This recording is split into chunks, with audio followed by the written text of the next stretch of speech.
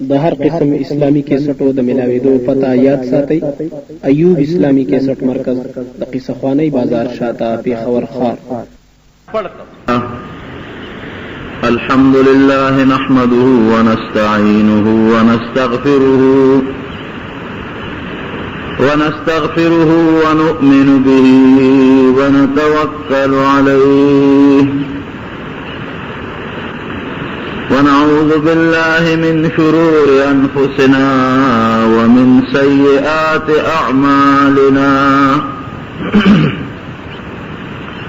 من يهده الله فلا مضل له ومن يضلله فلا هادي له ونشهد أن لا إله إلا الله وحده لا شريك له ونشهد أن سيدنا وحبيبنا وشفيعنا وسندنا ورحمتنا ومولانا محمدا عبده ورسوله. أما بعد فأعوذ بالله من الشيطان الرجيم. بسم الله الرحمن الرحيم. يا أيها الذين آمنوا اتقوا الله وكونوا مع الصادقين.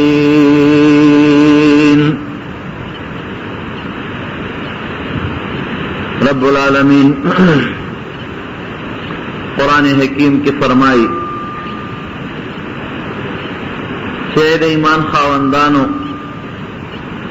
فضل کے زما یر پیدا کے اتقوا اللہ دا خدای نو یرے گے او بیا اللہ دا دغا تقوی او دا پریزگارے او دا یر دا پیدا کے دو یو خشتہ و مزیدار یو بہترین نسخہ منتخب چاہے بس سیدھی کہ سڑی پزڑے کے دا اللہ یار پیدا کی اور تقوی پیدا کی اور پرہیزگاری پیدا کی. اللہ فرمائی وکونوا مع الصادقین. اگر خلق چاہے اگر رشتون خلقی پاکان خلقی داغی مجلس داغی صحبت او آغی سر تعلق اختیار ہو. رونو دو خبری دی یو پر اخفض لکے دا اللہ عظمت او دا خدای لوی کے نور دیتا تقوی ہوئی چیو سری دا اومنی چیو لوی رب دے رب العالمین دا دے ټولو کائناتو دے ځمکې اسمانونو مالک او خالق دے او دا اللہ فما قادر دے مانی ویشی ہر وقت چو غواړي مال عزت را کولی شي مال ذلت را کولی شي. زما دا سر او سټوکې د دغه لوی قدرت په اختیار کې دی. د دغه لوی خدای عظمت او لوی او دا قدرت او طاقت چې ومني خود بخود پلکی یو یره پیدا کیږي او یره دی چې یره دغه ذات ته سړی خلاف ولیو کی پکار دی چې دغه ذات خوشاله ای پکار دی چې دغه ذات لوی پزړه کې پیدا ای چې هغه خفه نشي اسنا که دغه ذات میں خفه کرو مې نه نیسی که دنیا کې مې پریدي آخرت کې به مې رونی سي او که دغه ذات زه خوشاله وساتم دا ټول کائنات دغه ذات په قبضه قدرت کې دي دا ټول به زما تابع وي دنیا کې به هم خوشاله یم آخرت کې هم خوشاله. دې ته تقوا وایي. اوس دا د تقوا صفت پس پیدا کېږي نو د دې لپاره ډېر اسباب دي ډېرې وجې دي خو یو آسان سبب چې الله په دې آیت کې ذکر کړی دی هغه د رښتونو خلقو د پاکانو خلقو صحبت مجلس او د هغې ملګرتیا حاصلول. ورو رشتونی خلق ستوي صادقین، پاکان او نیکان خلق ستوي. نو رشتونی انسان هغه ته وي چې چا سره وعده وکړي هغه پوره کړي. یو خبره چا سره وکړي هغه خبره دروغجنه نه کړي. مونږ خدای سره یو وعده کړی ده، هغه وعده دا ده چې مونږ الله یو منلی دی. اشهد ان لا اله الا الله واشهد ان محمدا عبده ورسوله. خدای یو منلی دی او محمد صلی الله علیه وسلم دا الله خپل بنده او دا الله رسول منلی دی. چې مونږ نبی علیہ السلام د خدای رسول ومنو چې دی د الله استاد دی او د خدای پیغامات به مونږ ته رسوي، نو اوس به د هغه پیغمبر تابعداري کوي. بس کتا د دغه پیغمبر تابعداري وکړه خو ته رښتونی یې، تا د هغه رسالت منلی، او که د هغه پیغمبر خلاف ورزي دې وکړه، د هغه تابعداري دې ونه کړه، نو بیا ته دروغجن یې، رښتونی نه. رښتونی انسان هغې ته وایي چې هغه د خدای او د رسول بس تابعدار دی، پیغمبر علیه السلام په حیثیت د رسول او د رسالت مني. نو پکار دی چې هر سړی ځان رښتونی کړي، هر سړی ځان پرهیزګار کړي، خو د دغه رښتونولۍ او د نیکوالي او د صادقتوب آسان چل چې مونږ ته الله ښولی دی هغه د نیکانو خلکو صحبت دی او مجلس. ښه صحبت چې ته اوس حاصل کړې، تا ته د هغې نه څه فایده حاصلېږي که نه؟ د ټولو نه لویه خبره خو دا ده چې مونږ ته الله وایي چې کونو مع الصادقین. د دې خلکو صحبت اختیار کړي او مجلس جوړ کړي ورسره. خو که مونږ ظاهر ته وګورو نو په ظاهر کې هم د نیکانو خلکو د صحبت او د مجلس یو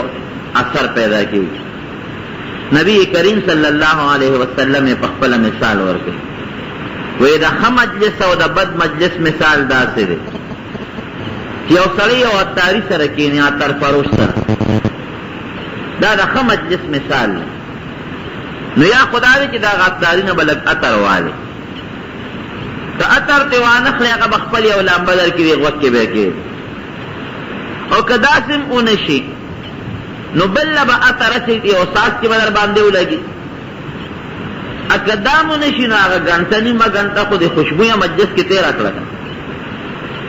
دغه رنګې د علماو د نیکانو مجلس ته چې لاړ شي نو یا خو به ته د دین تپوسو کې د مسلې به جواب درکړي، او که ته دې تپوسو نه کې بل چاته به مسله وایي ته به یې واورئ. اکه داسې هم نه به راته خپله یو مسله یو لامبه به د غوږ کې کښېني، یو مسله به درته بیان کړي د دین، تا به پرې پوه کړي. که دغه هم نه رونو نو یو ګنټه نیمه ګنټه خو دې د دین د خوشبویۍ په مجلس کې تېره کړه. او د ګنده مجلس مثال نبی علیہ السلام ورکوي د اور والا خوا کې به کښېنئ، د اور د بټۍ په خوا کې. دا نه چې ګنې اور ناروا شی دی یا د اور بټۍ د ګناه شی دی، نه، دا یو مثال دی ظاهري. یا خو به دی چې اور به دی یو شغله راشي جامې وسوځئ، که دا نی تورې به شي، که داسې نی نو د اور هغه بوی خو به در باندې یو ګنټه ولګي که نه، سپېمې به دې تورې شي. دغه رنګې ګنده مجلس کې چې کښېنې یا خو چې هغې کم کار کوي پوډرس کې ته به هم کې، جواري کوي ته به هم کې، ناروا او زنا او بدعملي کوي تا باندې به مغه اثر پرېږدي. او که هغه اثر ترې وانخلې نا مجلس خو راته لږ خشته ښکاره شو، دا هم لویه ګناه ده. او که دغه هم نه هغه ګنټه خو د پلیتۍ په مجلس کې تېره کړه، د ګناه په بدبویۍ کې خو تېره کړه. دا د هغې یو ظاهري مثال. نو مجلس خامخا اثر لري. تاسو د خپلې معاشرې ته وګورئ، کم سړی چې ښو خلکو سره کښېني دی به ښه کېږي، او کم سړی چې خرابو خلکو سره کښېني خرابېږي به. دا عامه قاعده ده. مجلس هغه یو بزرګ وایي یو سړی ولا راغی ما ته د جنت د رسېدو یو اسانه لار وښانه، وی اختر مجالس الصلحاء، وی د نیکانو خلکو سره ناسته پاسته اختیار کا، دا د جنت یو اسانه لار. او دا حقیقت دی. هغه مجلس په سړي کې یو اثر پیدا کړي. زمونږ د دین په دې بزرګانو کې یو بزرګ تېر شوی خواجه باقی بالله رحمت الله علیه. خواجه صاحب باندې مشهور په هندوستان کې داغه مزار دی او قبر دی او د دنیا خلق اوسم داغه ملاقات او داغه زیارت دی تر دې حد پورې چې مسلمانان خو سکه هندوانم داغه قبر لري داغه داسې یو اثر او تاریخ لیکي داغه پلاس باندې چې خدای پاک هدایت خلق له ورکړي دي نو هغه خلق چې هغه بذات د پلاس مسلمانان شوي دي کم هندوان او کم سیکان نو هغه 98 لاکھ کسان دي 2 لکه کم 1 کروڑ کسان دا هغه خلق دي چې د پلاس بیعت شوي دي او د پلاس ایمان راوړي او هغه خلق چې د شاګردانو د مریدانو د صحبت او د مجلس په برکت هغې ته هدایت ملو شوي دی هغه شمېر نه زیات نو ډېر نیک سړی ولی الله او بزرګ سړی ډېر لوی بزرګ د بزرګانو باندې مختلف حالات راځي کله یو تکلیف کله بل تکلیف کله یو مصیبت کله بل مصیبت کله ډوډۍ وي کله نی کله جامه ملاوي کله نه ملاويږي کله دومره لنګر چلیږي چې سوونه او زرګونه خلک په ډوډۍ ناست دي کله د یو کس ډوډۍ نه قاری طیب صاحب رحمه الله لیکلي په خطبات کې وی یو ځل یې میلمانه راغلل چې میلمانه راغلل دغه وخت کې د خواجه صاحب کره سنو دې کور ته لاړ او بار راووت دننه بار کېږي چې خدای میلمانه خو هم د عزت میلمانه دي سوال هم نشم کولی چې چاته ووایم چې دې میلمانه له ډوډۍ راوړه او کور هم څه نشته دا میلمانه ورباندې پېښ شو چې داسې معلومېږي چې دا خو د ډوډۍ په وخت کې موږ رالو خواجه صاحب کله خوراک څه نشته چې لږ ساعت تېر شو د یو مریدو هغه هوټل کړی و د هوټل دوکاندار هغه چې پوه شو په ده باندې چې خواجه صاحب خو میلمانه راغلي دي او دومره څه کوښ لري چې میلمه له راوړي نو هغه په منډه لاړه خپل هوټل له او په هغې کې یې ښه مزېدار چې په هوټل کې یې خوښې کم خوراکونه یو یو کاسه کې په یو یو ډونګه کې هغه واچول او دومره هوښیار سړی و چې نیغ یې خواجه صاحب له راونه لري که نیغ یې دلته راوړمه نو دا بیا دې میلمنو ته ملامت نه شي چې یاره دوی کره کور څه نو د باره چا شی راوړه نه هغه خوانچه ډکه کړه او هغه خواجه صاحب کره کور ته ولېږه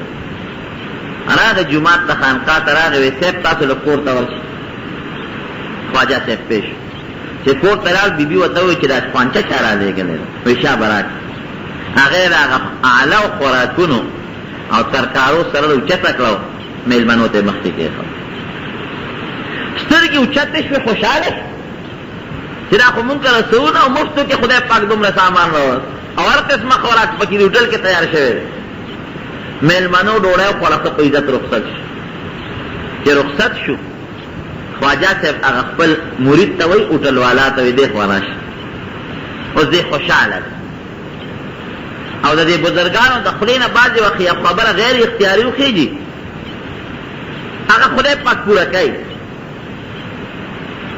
هوټل والا ته وایي دې خوا راشه مرید ته وی تا خو نن زما سترګې اوچتې کړې او میلمنو ته یې زما عزت جوړ کړ حالانکې مونږ کره کور د ډوډۍ درک نه لګېد اوس وایه څه غواړئ شابه وایه مانگ کیا مانگتے ہو څه چې غواړئ اوس وایه نبی کریم صلی اللہ علیہ وسلم فرمائے رب اشعث اغبر لو اقسم علی اللہ لابر وی بعض وقت یو انسان به ببر سر نیولی جامې به خیرنی دوی به پهلوتی خو کدی قسم په خدای وخوري چې زما دې په الله قسم چې اوس به خدای باران کوي شین اسمان دې د اوریځ نام و نشان هم نشته نو خدای به دې په دې قسم کې دروغجن نه کړي اوریځ به را پیدا کړي او باران وشي د نیکانو د خدای نه بعضې وخت یو خبره وکړي چې د هغه په الله دا یقیني چې دا کومه خبره کوم دا به الله کوي خدای پاکه کار کوي نو دې مرید ته وایي هوټل والا ته وایي مان کیا مانگتے ہو غواړه اوس چې څه غواړئ چابه هوټل والا مخیار سړی هغه وایي که پیسې غواړم خو زما ډېرې دي که بچي غواړم هم یې شته که د دنیا عزت غواړم هم یې شته راشه داسې شی غواړه چې کم پسې ګرځې وی حضرت مجھے اپنے جیسا بنا دو تو چی سنگے مانا آگا سے جوڑ کا مطلب یہ دو چیز تا مریدی کو مو تسبیح لو ما خدای خبر سی چی تب نیک بمرانا جوڑ شو کبا جوڑ نشی نو چې ستا غوندې جوړ شم او خواجه باقی بالله رانه جوړ شي، خو د ټول هندوستان خلک به مې لاسونه ښکولی، مسلمانان څه کې هندوان به م راځي. دا خو ډېر لوی عزت دی د خدای په نظم، د بندگانو په نظم. وی حضرت مجھے اپنے جیسا بنا دو، تو کسی کے مانا کا سے جوڑ. خواجہ سے وہی دا سڑے ہو اخیار دے خدا حد نہ ډیر اخیار دے، اخیارتیا کی خدا حد نہ ډیر نه ګوري. اچھا سړی د خپل اندازې نه یو لیک نور اوچت اخیار شي نو هغه اکثر بیا درزار خوري. د خپل اندازې لاندې د خپل دماغ او د عقل لاندې په خپل دنیا کې چلے صادر نه مخبې نو بس. وته لکه دا څه کار دی چې سوال خو دی او خبره دی او خو خپل صادر نه دی اوچته کړی. ستا په لوښي کې چې څومره شی دیږي د هغې نه د زیات شی غوښتی دی. دا سوال مه کوه بل څه غواړه. او دی خو پوه شو چې دا ما دا کار کېږي، وی نه صاحب بل څه نه غواړه، مال دولت دا نور څیزونه ویزونه خو ما سره ډېر، بس همدغه یو سوال کوم چې مجھے اپنے جیسا بنا دو. او بیا وایي مجھے اپنے ہی جیسا بنا دو، چې ته څنګه بالکل همغسې به ما نه جوړی، یو ذره بر به زما او ستا منځ کې فرق نه ما نه به خواجه باقي بالله جوړی. او ته ساده د خدای دا سوال نه بل څه غواړه. او پوه یم اوس یو مثال دی، یو بوجۍ کې دوه بره غنم راځي او ته پکې څلور منه چې څه چل به کېږي چې زور ورکې بوجۍ بچلېږي. یا که یو کاسه کې یو کیلو پی راځي او ته پکې 2 کیلو اچې نو سویږي به دی وجود ته به نه ګورې، د هر چا خپل لوښي. د بعض انسان قد رکوټي وجود یې رکوټي، هغه له خدای پویا عقل علم هوښیارتوب ډېر زیات ورکړي. بعض انسان دومره اوږد او غټ وجود یې لکه د اتي عمره، عقل پکې د یوې کاسرې برابر نه، چې ټاکې عقل او پویه پکې نه، علم پکې نه، پویه نه. نو وی ګوره ستا لوښي رکوټی دی او داسې شی غواړه چې ستا دې لوښي کې دیږي. وی نه صاحب همدغه یو سوال مې دی چې مجھے اپنے جیسا بنا ته چې څنګه مانا باغه سے جوړی. خواجه صاحب ورته ښه راځه دننه که خپلې خانقاه ته چې کوم د خلوت ځان له کوټه وه او څادر یې پرې واچو او الله طرف ته توجه کوه، مراقبه یې پرې وکړه. دا بزرګان د دې خپلو مریدانو سره یو ځای یو عمل کوي، هغې ته مراقبه وایي. مریدان هم ناست دي او دا پیر صاحب هم ناست دی او دې د خپله توجه دې مریدانو باندې غورځوي او کوشش کوي چې د هغې اصلاح وشي. د اسلام مختلفې طریقې وي، په خولې هم اصلاح کوي، د خدای او د رسول خبرې ورته کوي، د نیکانو علماو بزرګانو واقعات ورته بیانوي او د هغې د هغه مجلس او د صحبت یو اثر یې هغې ته توجه وایي. هغه خپله توجه ور باندې ورغورځوي چې د ده د دې ضد لکه یو بلف ته چې یو شي ونیسئ او د بلف رڼا پرې غورځېږي، یا یو اور ته یو جامه لمدی او تیرې اور ته ونیسئ نو اور نه پرې هغه شعاع راځي او هغه لوندوالې ته ختمېږي. دغه رنګې د دې بزرګانو د مجلس یو اثر یې هغه اثر یې پرې ورغورځو ناستو. بار نور مریدان اوس په انتظار دي چې یاره هوټل والا خو مرتبې ته به اوس ورسي چې روځي نو خواجه باقي بالله صاحب غوندې بزرګ به دې جوړ شي. قاری طیب صاحب لیکي دومره توجه یې هغه له ورکړه او دومره ساعت یې پرې تېر کړ چې د هغه هوټل والا باطن دننه حالت خو څه کې چې ظاهر شکل یې بدل شو د خواجه باقي بالله صاحب په شان ته وګرځېد. د باطن اصلاح خو لویه خبره ده، اخو شوه ظاهر کې شکل بالکل بدل شو. لکه مثلا یو اوسپنه دې راواغېسته او اور کې یې ومنډله او دا سوځېږي چې راویې باسې نو شکل هم د هغې له اور ګرځېدلي، اور هم تکسوري او هغه اوسپنه هم سره ګرځېدلي. دغه رنګې راده دا شکل د خواجه صاحب غوندې شو. وی دا لکه ما غوندې شوې اوس مزې دې دیم را پاسېد او هغه هم را پاسېد چې د کوټې نه راووتل د دواړو شکل یو شان، مخ سترګې رنګ. خدای پاک اوس مریدان وایي چې زمونږ پیر صاحب پکې کم یو دی، خواجه صاحب کم یو دی، هوټل والا پکې کم یو دی. اوس به مونږ پیر صاحب پسې پېژنو ځکه دواړه یو شان بلکل را روان دا دغه صحبت او د هغه لږې ناستې هغه ظاهري اثر. وایي زمونږ پیر صاحب پکې کم یو دی او زمونږ هغه پیربی کم یو دی، هغه هوټل والا. یو مرید پکې هوښیار هلکه وایي چې دا کوم مخکې را روان دی دا زمونږ پیر صاحب دی چې ایغ نیغ روان دی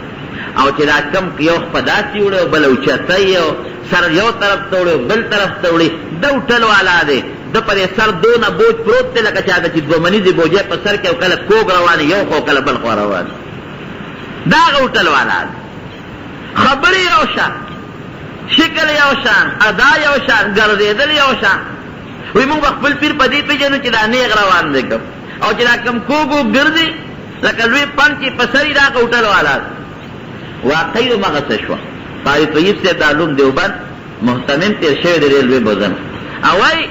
یو شپږ ورځې پس هغه هوټل والا مړ شو هغه طاقت یې ونه لرل وفات نو صحبت او مجلس دا یو ډېر لوی اثر لري صحابه کرام کرامون ورته صحابه وایي دا صحابه ورته ولې دا د صحابي جمع ده او صحابي هغه چاته وایي چې د پیغمبر علیه السلام سره صحبت او مجلس چې همدغه خلک و ډاکې به یې کولې لارې به یې شکولې شرابونه به یې څکل بوتانو ته به یې سجدې لګولې خو چې راغلل او د نبي کریم صلی الله علیه وسلم سره لږ صحبت شوی دی نو خدای پاک ته حضرت ابوبکر صدیق جوړ کړی دی حضرت عمر فاروق رضی الله عنه ته خدای جوړ کړی دی حضرت بلال رضی الله عنه ته خدای پاک جوړ دا هغه معمولي لږ صحبت د وجې نه د کافرو یو لوی رئیس د مشر د یمامې سردار سمامه نوم دی سمامه روان دی حج لو صحابه کرامو له په ګوتو ورغې ګرفتار دی راوست نبی علیہ السلام د مدینې منورې ته وی صاحب د یمامې د ټولو کافرو رئیس سردار هم ګرفتار وی د ستن پورې وتړی د جومات ستن پورې وتړی اوس نبی علیہ السلام له خدای ډېر لوی عقل او پوهه ورکړی ډېر هوښیار د هغه مقصد دا و چې د جومات کې تړم چې د ما د صحابو سره او ما سره لږونې صحبت پیدا شي د دې اثر به پرې وغورځېږي چې سار وختي نبی علیہ السلام پر راغی ما عندک یا سمامه سمامه څه سوچتے دی څه حال دی دی وی صاحب پړه کې مې درې خبرې یو خبره خدا ده که ته ما پرېږدې نو په یو ډېر لوی سړي باندې به خپل احسان ورواړی ځکه زه د ټول قوم سردار نو زما ټول قوم به ستا تابعداري په هغوی به ستا احسان وروړي او صاحب که پیسې غواړي نو چې څومره دولت غواړي ما ته ووایه چې زما وطن والا ته سوال جواب وکړم دله راولېږي ما به پرېږدې او که وجنې مې نو مړ مې که نوم دې را باندې کېږي ځکه د ډېر لوی قوم مشر سړی پیغمبر علیه السلام اډو غږونه ته روان شو سار پې بیا راغی ما عندک یا سمامه سمامه څه سوچتے دی وی صاحب ان تقتل زاده من که ته ما وجنې نو ګورې زما ډېره لویه وینه ده ډېر لوی نوم دې را باندې کېږي او که ته مې پرېږدې ان تنعم علی شاکرین نو زه به ستا ډېره لویه شکریه ادا کړم ځکه په ما ستا احسان دا جو لکه چې زما په قوم ته احسان کړی او که مال غواړې دولت غواړې نو بس چې څونه غواړې ما ته ووایې زه به قوم ته سوال جواب وکړم دله به راولېږي بیا هم نبي علیه السلام اړو غږونه په درېیمه ورځ پې بیا راغی بیا یې تپوس کوي سمامه څه سوچتے دی وی صاحب هغه پرونه درې خبرې وی اطلقو سمامه پرېږدې ځه مفتو کې هم پرېښودې ځه چې څنګه یې پرېښود دی د جومات نه بار ووت روان شو د جومات نه بار یو باغ و هغې ته ننوت هغې کې مزېدارې خشته اوبه وې په هغې ولمبل واپس راغی چې راغی نبي کریم صلی الله علیه وسلم ته مخامخ کېنه سمامه بیا څنګه راغلی وی صاحب یو څیز لرانه وی زما د قسم په خدای دی دا اوس نه لږ ساعت مخکې ستا د مخ نه خراب مخ ما ته بل نه ښکارېده اوس ما ته زما په زړه کې ستا د مخ نه عزتمن مخ بل نه ښکاري وی لږ ساعت مخکې ستا د ملګرو نه خراب ملګري ما ته بل څوک نه ښکارېدل وی اوس ستا د ملګرو نه خشته او خواږه ملګري ما ته بل څوک نه ښکاري او ستا د کلي نه خراب کلي ما ته بل نه ښکارېده اوس ستا د کلي نه خشته او ښکلې کلي ما ته بل نه ښکاري د خدای رسوله ما ته کلمه وښایه چې د اسلام راوړم مسلمان شم نبي علیه السلام ورته کلمه وښوله خدای مسلمان چې مسلمان شو وی صاحب زه خو حج ته روان وم عمرې له او ستا ملګرو نیولې م څوک م وی لاړ شه خپله عمره دې پوره کړي مکې مکرمې ته راغې دا خبره خوره شوې وه چې د یمامي سردار هغه مسلمان شوی دی سمامه چې راغې د مکې خلک ورته راپاڅېدل هلکوی ته ثوابي شوې بې دینه شوې دا دې څه وکړل دی ورته وایي نه بې دینه نه یم ما ته خدای د پیغمبر علیه السلام په ملګرتیا کې اسلام را نصیب کړی او نورې خبرې به نه کوې ګورې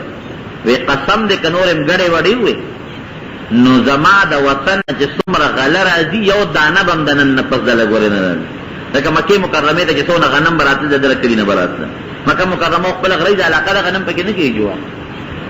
وی یو دانه به هم نه راځي وی دا م وری اوس به زما د کلي غله هغه خورئ چې نبي کریم صلی الله علیه وسلم راته حکم وکړي چې هغه راته حکم ونه کړي یو دانه به هم دله نه راځي دا دومره انقلاب پکې ولې راغی صرف درې ورځې د پیغمبر علیه السلام جومات کې تړلی شوی او پیغمبر علیه السلام به سره ټولې 15 منټه هم خبرې نه دي کړې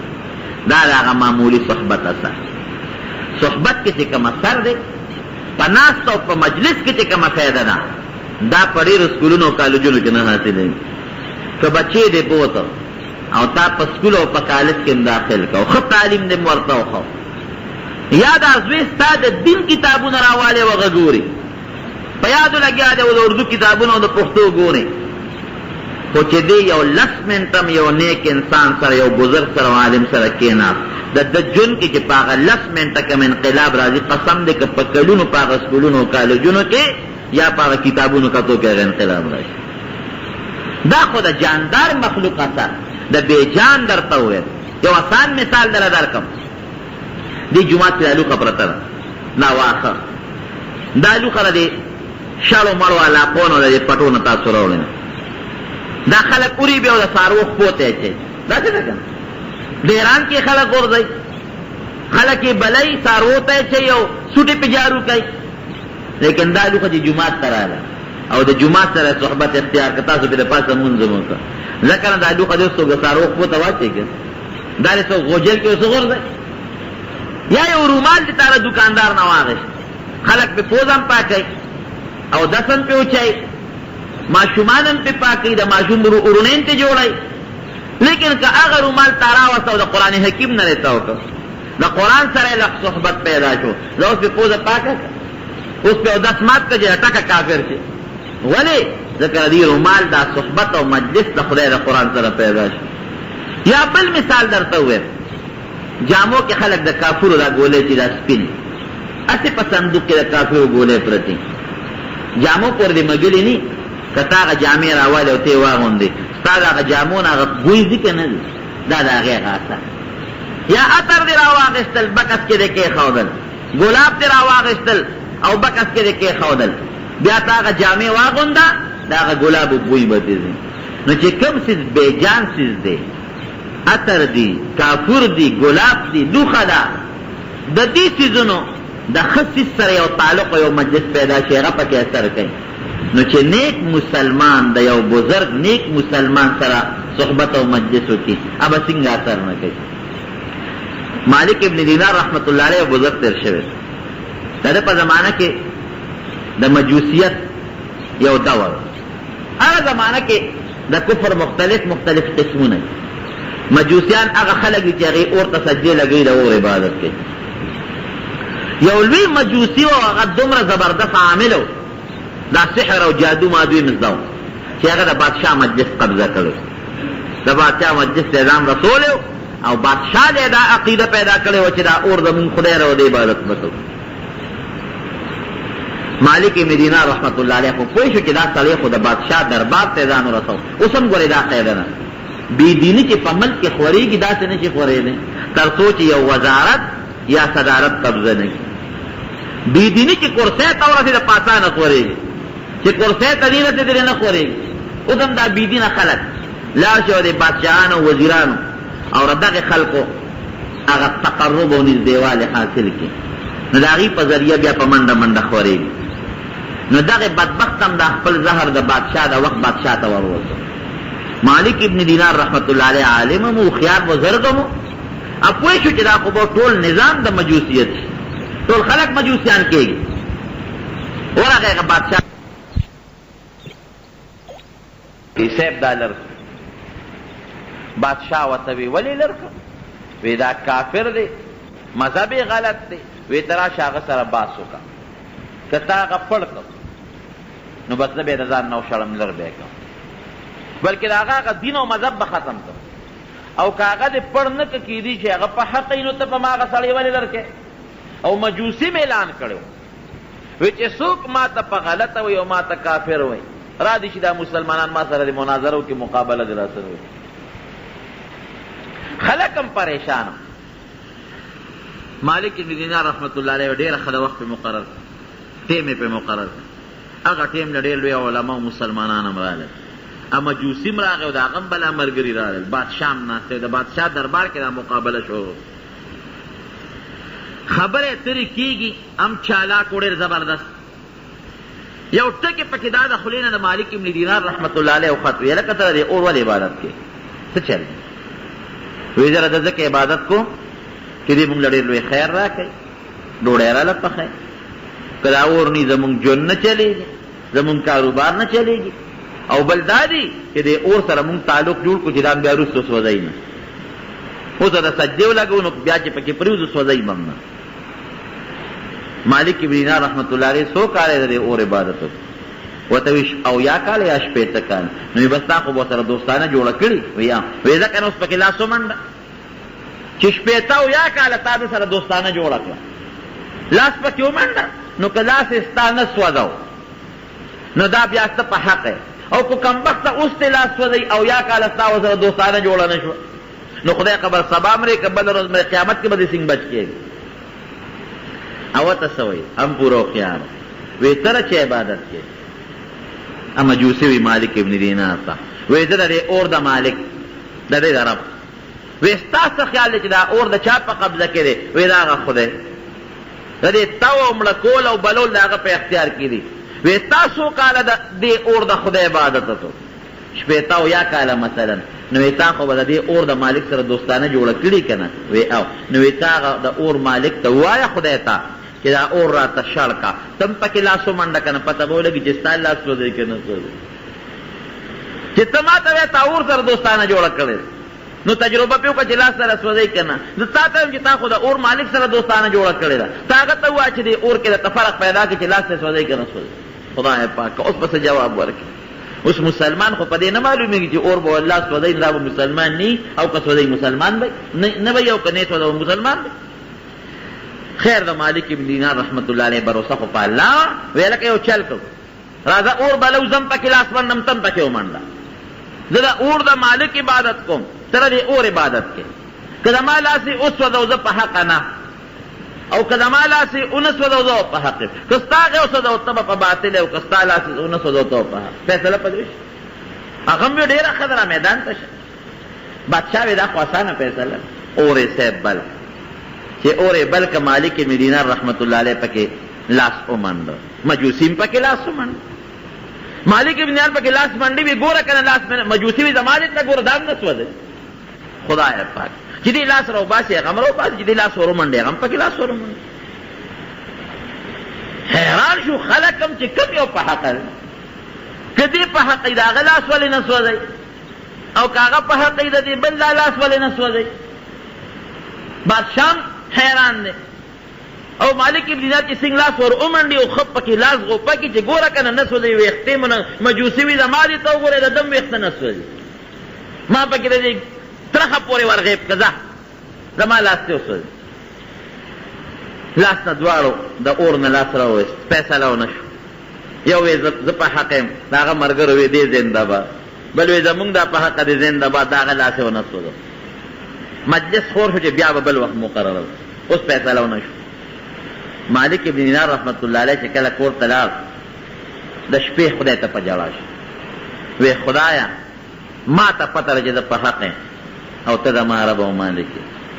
او دغه مجوسي ما ته پته ده چې خدای دا په ناحقه دی کافر دی د اور عبادت کوي رب العالمین اویا کاله مې ستا عبادت وکړو روجې مې ونیولې منځونه مې وکړل د شپې مې راته وجړل نو خدای ایله د مجوسي برابر دی کړم که ماله تا یو لوی فضیلت راکړه چې دا اور زما لاس نه سوځوي نو د هغه مجوسي کافر هم نه سوځوي که نه زما او د هغه منځ کې څه فرق دا یو کالو زما د روجو د منځونو د عبادت او د جړاګانو دغه فایده ما ته ورسېد چې د یو مجوسي برابر شو په دې جړا کې وده شو چې وده شو رب العالمین سره ملاقات وشو، غیبی خدای سره ملاقات وشو. ولی پریشان ہے مالکا؟ وی سیب ستاری خدای تا پریشان ہے، حیران تو چل لی. وی اشتشپیتو یو کالو سیله دی راله دارا کچھ دی یو مجوسی برابر دی. زما اللہ سخوٹک دستا پا فضل اور نسو دی، خدا غاغم نسو دی. وی مالکا تا سوچ ندے کرے، دا اور مونگ پتا گولے گلزار کرے دی، ستا لاس نسو دی. دا مجوسی لاس تے نسو دی، دا ستا دا لاس دا برکت نسو دی. سادہ سریا تلار شو ٹیم و سر مقرر کا، اگر دی جدا لاس اور کیوں منڈی چستا لاس سر یوزے نہیں، تو تی مخ کیوں منڈی آگا دی مخ کیوں منڈی، پتہ بولے گی چستا کا سو دی کہ آگا کا سو دی. بس دے خوش پیشو بیا بادشاہ تے درخواست ورکے سیب اگر مقابلہ بیا کر تے میں بیا مقرر تے مقرر ایک آغم را گیا ہم پوئی نہیں ہو خیال دے سنگ چے نیکان و خلق سر اللہ امداد کئی دارنگی دے فاسقان و فاجران سر شیطان امداد کئی. شیطانم یو شی دے کر ہر سڑی تزان پہ حق اخکار شیطان و تا اخپل شیطان عمل دمر خشتا کی کتا زرها نسیتون ورطا کیستا آگا پیسر نگے کیو گھنٹا منگل تا نسیتون ورطا اوکو جنازہ کی اوکو جمعہ کی اوکو بلزے اوکو بس دے ویر انشاءاللہ العزیز کہ خیری دا چے کم استاد را ترا سو خول پدی بدا عمل کم او چے لگ من دے مجلس نپاسی عرصہ ہی دا دے دا کنا عرصہ ختم. حضرت حنظلہ رضی اللہ عنہ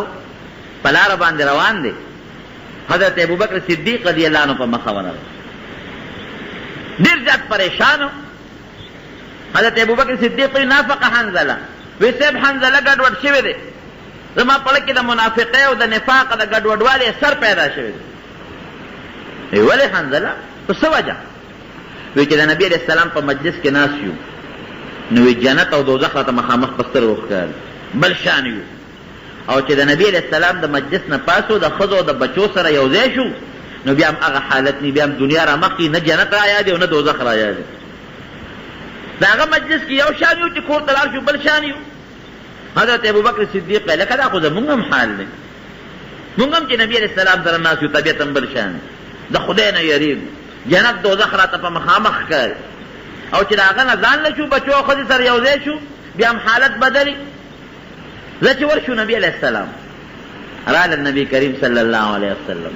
ورتکین استوی نافق حنظلہ سیب حنظلہ گڑوڑ شوی وی ولی سچل پی شوی وی دا خدای رسول چی تاثر ناس شو نو منگ تا خدای خکاری جنت دوزخ خکاری بل شانیو پنیکے کی منگ واو چی دا منگ نلوی اولیاء نور نشتا جستانا خواہ شو دا خدو دا بچو سر گڑوڑ شو ار سرانا یہ ریگیو. نبی کریم صلی اللہ علیہ وسلم و فرمائی اے حنظلہ کہ تاسو ما سر کم مجلس کے ناس ہے او زمانہ پاسے پا اغی حالم تاسو اغسیے لکا چی ما سر ناس ہے تاسو حالت بدی تورسی گی چی فرشتے بد سر پلاسو جستڑی مشی کئی دا سے حالت تب ورسے. لیکن کلب یوشان ہے کلب بلشان دا بچو سر او دا خزی سر ناس تا پاسو رو دنیا نظامم چلو الپکار دکن کلب آغسیے کلب اداسیے دا مجلس یو اثر یو صحبتی. تل زمون پر ایکی دی کہ شیخ صاحب و خدای پاک دیو بخی خلیل شیخ صاحب بابا جی زمون خبر کولا وی دا حاجی محمد امین صاحب رحمه اللہ موریدو نو یا غبوی چی دا حاجی صاحب سرناس چو نمون اولیاء اللہ دی بزرگانی او چی دا آغا دا مجلس نمون را پاسو نیکانیو او چی لگون دی کلی ترو رسو مسلمانان یو او چې کور ته ننوځو بیا راته پته نه لګي چې اوس څه شی یو بیا رانه ځان خطی دا د هغه د هغه مجلس اثر او د هغه نزدېکت او تقرب یو اثر. یو بزرګ چې ته مخکې زمانه کې تېر شوی نو یو ځل د ګناه څه مطالبه ترې چا وکړه انکار یې وکړو نه ګناه ده کو ناروا کو 50 کاله پس دا بزرگ ہوئی چی 50 کالا پس چی عمر میں اوتیا تو رسید شیطانی وسوسے برادر راسلے چیرہ زوانم یو وقت کے یو گناہ مطالبہ در نچا کڑے وستاو نکلا کڑے بری ودا گناہ بیا بری توبہ استے وقت دا وسوسے میں لگا راسل ندی لام پل یو بل مشر لے یو عالم دا وی سیب مخ کے یو گناہ مطالبہ را نچا کڑے و آغا وقت میں تے نفرتو کچھ نکم دا گناہ اوس 40-50 کاله پس راته دا زړه ته راځي چې دا ګناه به دې کړې وه، توبه به رېستې وه، او هغه وخت مې ترې نفرت و. دا ولې؟ وی هغه زمانه ستا نبي علیه السلام ته نږدې وه، اوس تا دا زمانه د پیغمبر علیه السلام نه لرې شوې ده. بله سته چې کومه علاقه نږدې وه ډېره روښانه، کومه چې ته لرې هغه تیارې. هغه دور پیغمبر علیه السلام ته نږدې و، د هغه شعاع او اثر زیات و. اوس قیامت ته نږدې کېږي، دجال ته نږدې کېږي، هغه اثر رو یو پټې کمیږي. دغه رنګې مالک ابن دینار رحمت الله چې لاړ بادشاه ته بیا مناظره کړ، بیا راغوښت، مجوسي هم راوغوښت او دی هم راغی، دنیا خلک بیا راجمع شي. وی په څه به فیصله کړو؟ مجوسي وی صاحب هم پرونی خبره، اور به بل کوی ډېره ښه چې اور یې بل که کېناستل. مجوسي ورته وی راځه دا دفاع کېږي چې لاس پکې ورمنډو دی اور کې چې پته ولګي. مالک ابن دینار رحمت الله علیه ورته داسې کار پرون ما ورته خطا شوي، لاول به زه لاس منډم بیا به ته منډې، او یا ته مخکې لاس ومنډه بیا به زه منډم، نو پته به ولګي چې زما لاس وځي او که ستاسو دی. مجوسي رنګ جوړ شو، هوښیار و، د شیطان هغه اثر وپې. ورته وی نه یو ځای به لاس منډو، وی نه یو ځای به نه کوو، یا زه مخکې لاس منډم خو چې ته به لاس اور ته نږدې که هغه به هم راوړم. وی نه ته مه راوړه لاس، یا ته لاس ومنډه په اور کې یا به زه منډم، یو ځای به دواړه لاسونه نه. په دې سره جګړه مجوسي هغه نه منله، او ده به وی نه هم داسې چل شو. بادشاه وی چې دې کې څه چل، یا یو ځای لاسونه منډل یا ستا مخکې ورده وروسته دې کې څه چل. ورته وی صاحب دا اور ما ته خدای پاک یخی، ده ته نه، دې پلیت ته. زما د لاس د وجې نه د لاس نه سوځي، ډېرې زمانه مخکې دې اور کې ومنډي چې پته ولګي چې د لاس سوځي که نه سوځي، یا زیره د نه مخکې منډم دې په کلاس نه منډي ما سره چې د ما لاس سوځي که نه سوځي. بادشاه پوه شو هلکه مجوسي دا چل وکړي، پرېږدم دی نه. اوس مجوسي ډېر تختېدله، تخریب نه داسې نه کېږي. اور ته د اور عبادت کوي، ته پکې ځان له لاس ومنډه چې ستا لاس سوځي که نه سوځي. دې د اور د مالک عبادت کوي، دې به هغه خپل مالک ته ووایي چې دا اور راته سوړ کا، دې پکې لاس منډي چې د لاس سوځي که نه سوځي. هغه مجلس کې هغه مجوسي د هغه ملګري بیا مسلمانان شو. دا د هغه لاس اثر صرف د یو نیک انسان د لاس سره د یو کافر لاس په دې اور کې ملګري کېږي، د دواړو لاس نه سوځي، د هغه کافر لاس هم نه سوځي. او دې نه لرې خبره درته وکړم، حضرت موسی علیه السلام په زمانه کې د فرعون په دربار کې یو سړی و چې د هغه نه موسی علیه السلام ډېر زیات تنګ و، ډېر زیات انتهایي. هغه به دا چل وکړو چې د موسی علیه السلام په شان جامې به واچوي، او د هغه په شان کونټۍ به یې هم راواغېستې، د هغه په شان پټکې به یې هم او د هغه پېښې به یې کولې، بلکل د موسی علیه السلام پېښې نخرې به یې کولې. بادشاه به فرعون خنده و. موسی علیه السلام چې خدای دې ظالم نه خو ډېر تنګ دی، دې زما پېښې کوي او زما په شان اوازونه وباسي، خلک به پورې خاندي راغونډوي. چې کله رب العالمین فرعون او د هغه ټول ملګري مردار کړ، په دریاب یې لو کړ، هغه سړی خدای بچ. نو موسی علیه السلام خدای پاک ته رجوع کړی، خدای چې چانه زیات تنګ وم، ا دې پرېښود هغه نور دې غرق کړل. موسی علیه السلام خو لږ جلالیت پکې زیات و، لږ تیز و، چاله چې زیات تنګ وم خدای دې پرېښود، او نور دې غږ دا پلیت په دې مور سره دریاب ته لو کړی و که نه، دا دې سره پرېښود. رب العالمین ورته وحی وکړه، وی د ده لباس او جامه به ستا په شان و، نو ما له حیا راله چې دې نه غرق کړو. شکل اگر چې په غلطه یې جوړو، خو شکل لباس وضع قطع دا د ستا په شان برابر کړی و، نو ما له حیا راتله چې ستا غوندې لباس او ستا غوندې جامه او ستا غوندې خبرې څوک یې دې هم حالات کړ. هغه سړی بیا وروسته په موسی علیه السلام ایمان راوړ، د هغه ډېر زبردست معتقد او تابعدار او د نږدو ملګرو نه جوړ شو. نو چې یو انسان هسې د بل چا شکل جوړ کړي، په غلط او پټګۍ یې جوړ کړي، نو خدای د هغه شکل احترام کوي. نو چې ته په سچه د یو قوم سره مینه او محبت پیدا کړي، شکل د هغې په شان جوړ کړي، جامه د هغې په شان جوړه کړي، عمل او کار د هغې په شان کړي، نو خدای به د هغې سره نه یو ځای کوي. یو صحابي راغی نبی کریم صلی الله علیه وسلم ته کېښود، وی دنیا کې وی صاحب زمونږ خو تا سره ډېر محبت او ډېره زیاته مینه هم ده در سره، او چې لږ ستا نه جدا کېږو مرو، واقعي د صحابو ډېر زیات محبت و. نو خدای چې دا مونږ جنت ته لاړ شو، نو ته خو به په ډېره لویه مرتبه کې ناستې، اوچت به ناستې، مونږ به لاندې مرتبو کې یو، په هغه جنت به څوک چې تا پکې نه. تا سره پکې ملاقات نه. نبی کریم صلی الله علیه وسلم په دغه موقع فرمایل وی چې څوک چا سره محبت او مینه لري جنت کې به خدای هغه سره ملګری کوي. یو بل صحابي راغی نبی کریم صلی الله علیه وسلم ته کېناست، وی د خدای رسول قیامت به کله. نبی علیہ السلام ورته فرمایي ما اعددت لها، تا قیامت له څه تیاری کړې؟ د قیامت تپوس واغه څوک کوي چې څه تیاری یې ونه کړي. وی د خدای رسول څه خالص تیاری مې نه دی کړې قیامت له، نه مې ډېرې روجې نیولې دي او نه مې ډېر منځونه کړي دي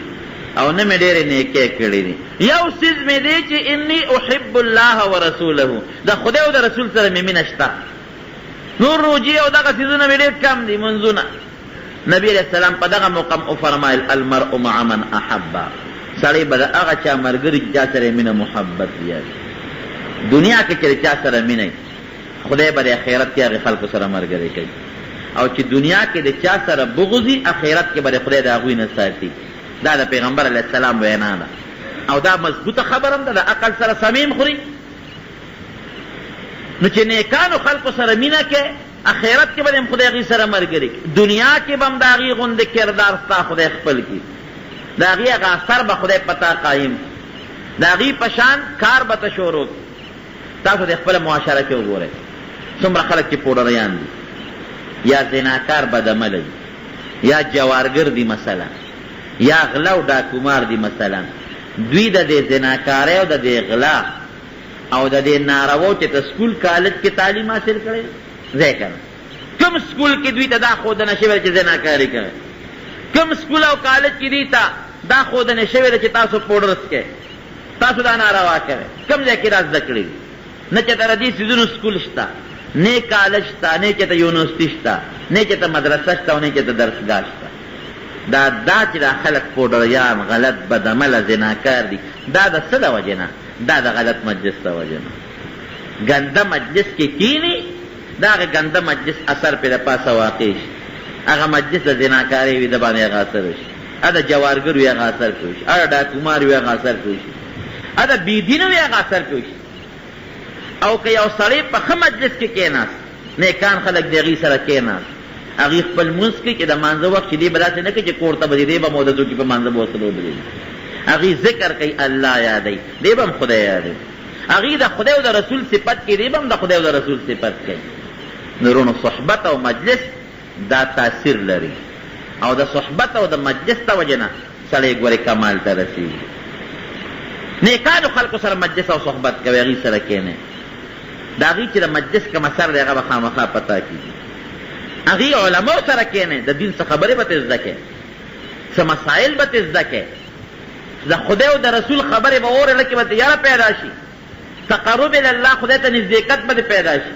کم خلک چې ابوجهل سره کېناستل کم خوا لاړل، او کم خلک چې رسول الله مبارک سره کېناستل کم طرف ته لاړل. دا د هغه مجلس اثر. د نبي علیه السلام یو بیبي حضرت ام حبیبه رضی الله عنها، دا د ابو سفیان رضی الله عنه لور ده، او ابو سفیان رضی الله عنه یو وخت کافر، بلکې د ټولو د مکې د کافرانو سردار، او لوري د نبی علیه السلام بیبي ده، صحابیه ده، ام المؤمنین. یو ځل ابو سفیان راغلی مدینې منورې ته پیغمبر علیه السلام سره څه خبرې اترې کولې. نو بیا وی چې راشه د لور ملاقات به مو کوم. چا نه تپوس وکړي زما د لور کور کوم دی؟ وی هغه مخامخ. چې راغی لور کره ننوت، حضرت ام حبیبه رضی الله عنها ورته راپاڅېده. په دې وخت کې ابو سفیان رضی الله د کافرانو سردار، چې راپاڅېده ورته روچته شوه، دا پلار یې ښکل کړ او پلار دا لور ښکل کړه. ځکه ډېره موده پس میلو شو یو بل سره،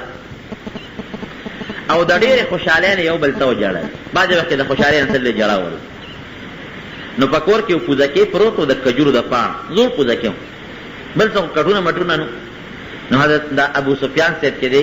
رضی الله عنه هغه وخت کې کافر ورغې په پوزکۍ کېناستی ده. دا لور ورته بابا لږ صبر وکړه، ودرېږه.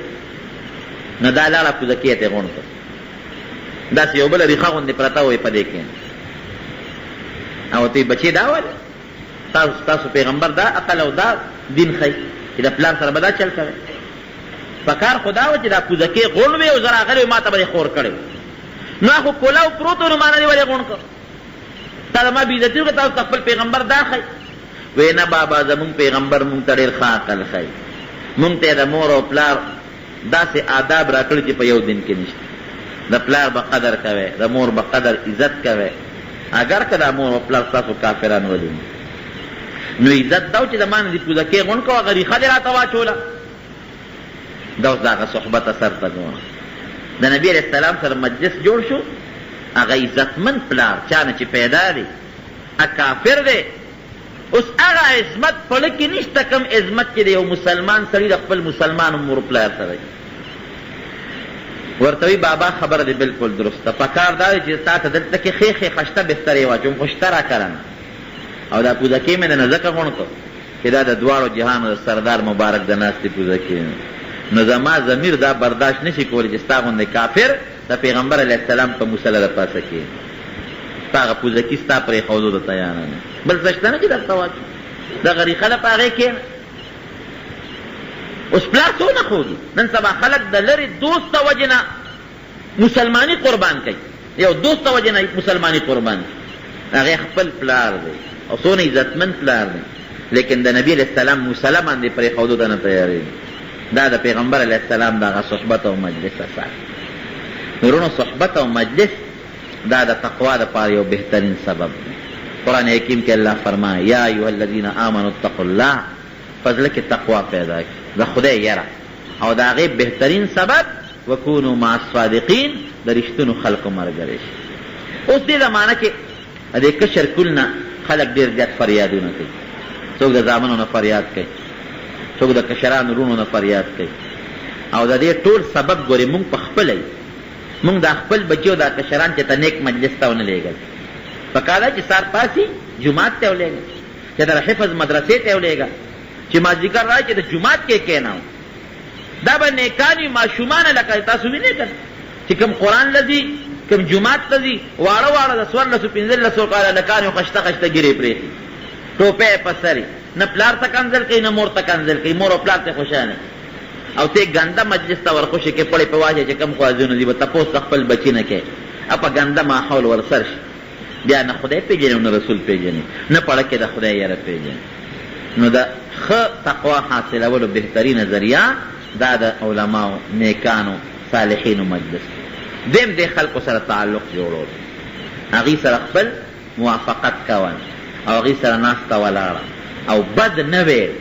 د هغې تابعداري کول، هغې سره مجلس جوړول، په دې خدای خوشحالېږي.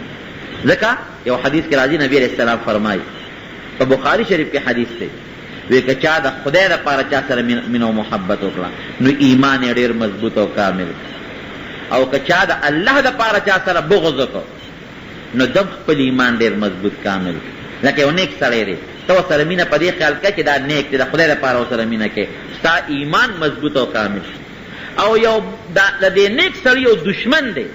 هغه دشمن سره بغض په دې وجه کوي چې د دې سړي د نیک سړي سره روانه ده، نو تام خپل ایمان کامل. نو نیکانو خلکو سره مینه کول، محبت کول، د هغې صحبت مجلس کول، د هغې سره ناسته ولاړه کول، دا د دنیا او د آخر د کامیابۍ ذریعه ده. خدای پاک زموږ ښه صحبت نصیب وګرځوي. قسم اسلامی کیسټو د ملاویدو پته یاد ساتئ. ایوب اسلامی کیسټ مرکز د قصه خوانی بازار شاته پیښور ښار.